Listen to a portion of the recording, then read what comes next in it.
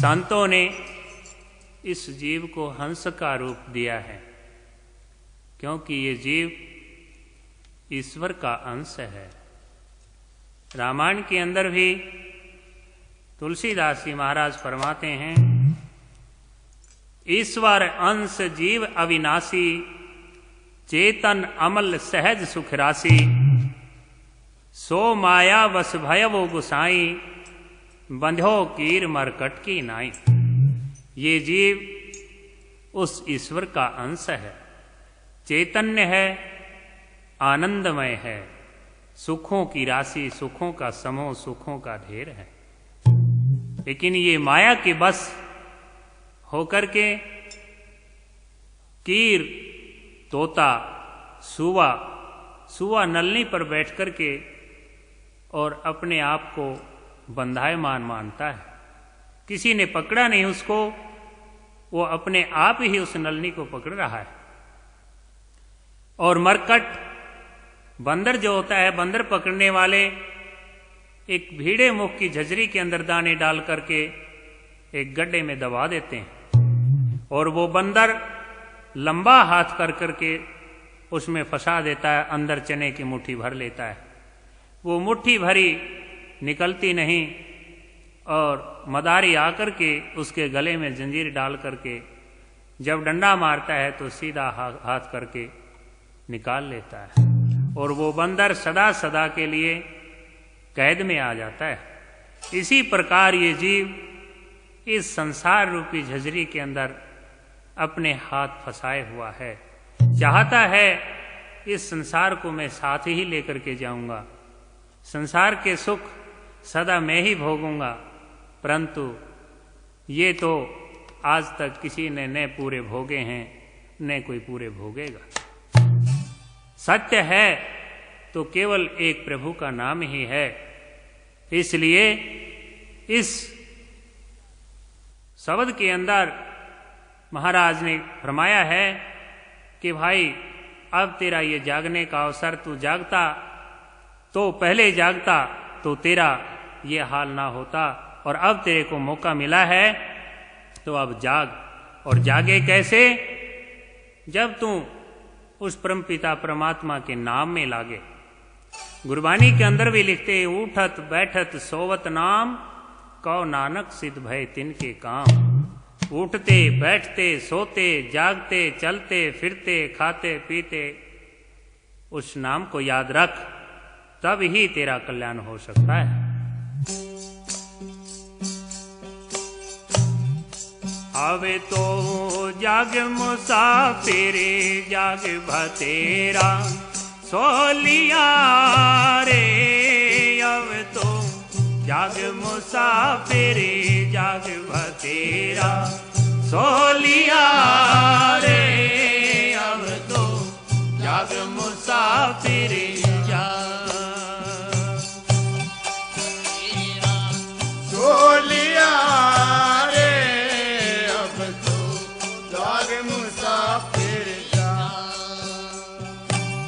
पहले तो माता के गर्भ में सोया 9-10 मास, पहले तो माता के गर्भ में सोया 9-10 मास।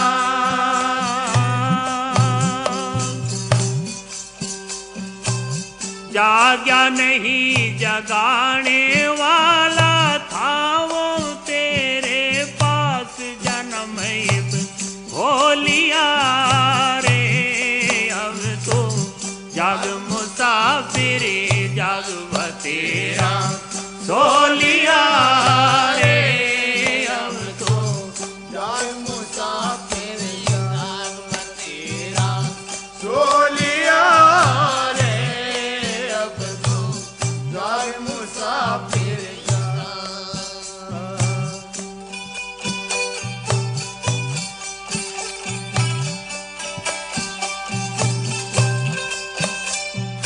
फिर सोया माता की गोद में, फिर भी रहा ना होश, फिर सोया माता की गोद में, फिर भी रहा ना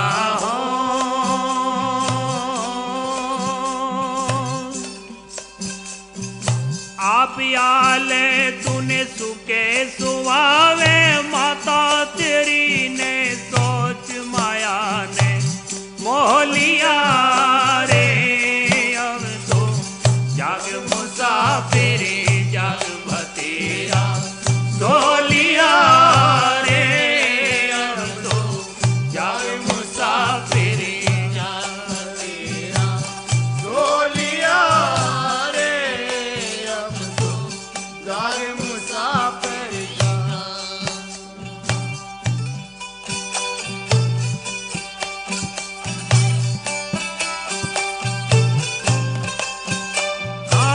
फिर सोया तिरिया की सेज पे, गल में बइया डारे।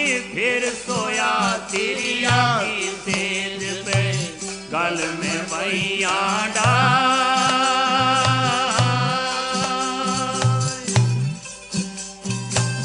यही बखत था जागण का, तू जाग्या नहीं गंवार सजा लिया ढोलिया रे। अब तो जाग मुसाफिरी जाग भतेरा सो लिया रे। अब तो जाग मुसाफिरी जाग भतेरा सो लिया रे। अब तो जाग मुसाफिरी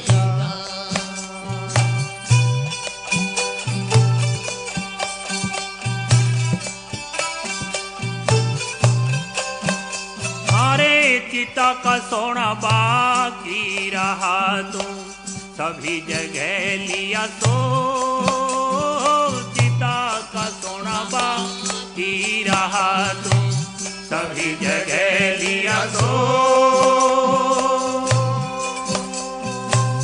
कह मोहर सिंह सोने में तन सारी उम्र दई, कोई कांटा बोलिया रे। अब तो जाग मुसाफिरी जाग भतेरा सो लिया रे। अब तो जाग मुसाफिरी जाग भतेरा सो लिया रे। अब तो जाग मुसाफिरी संत फरमाते हैं, पहले माता के गर्भ में सोया, फिर माता की गोद में सोया, सोते सोते और फिर विषयों के अंदर गलताना होकर के तिरिया की सेज पर सोया।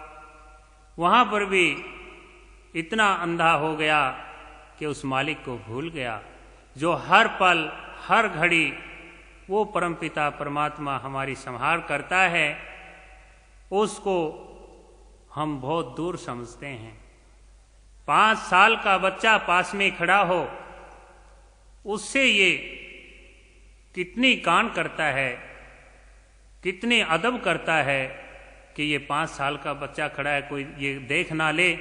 गलत काम करता हुआ 5 साल के बच्चे से भय मानता है, लेकिन उस परम पिता परमात्मा से ये भय नहीं मानता, जो अनंत आंखों से देख रहा है और सर्व समर्थ है और उसको बहुत दूर जानता है, उसका भय नहीं मानता। ये जागने का अवसर था, लेकिन गहरी नींद के अंदर सो रहा है। इसीलिए महापुरुष जगाते हैं कि सभी जगह लिया सो, अब बाकी चिता का सोना बाकी रहा है। और वहां पर जिस समय ये शरीर वृद्ध हो जाता है, आंखों से दिखने से रह जाता है, कानों से सुनना रह जाता है, जीभा से बोलना थक जाता है, उस समय परमात्मा याद कैसे आएगा? इसलिए किया नहीं अभ्यास याद कैसे आवेगा, अंत समय में राम नाम तू कैसे गावेगा। इसलिए संत फरमाते हैं, अब तो जाग मुसाफिरे जाग भतेरा सो लिया रे। अब तो जाग मुसाफिरे जाग भतेरा सो लिया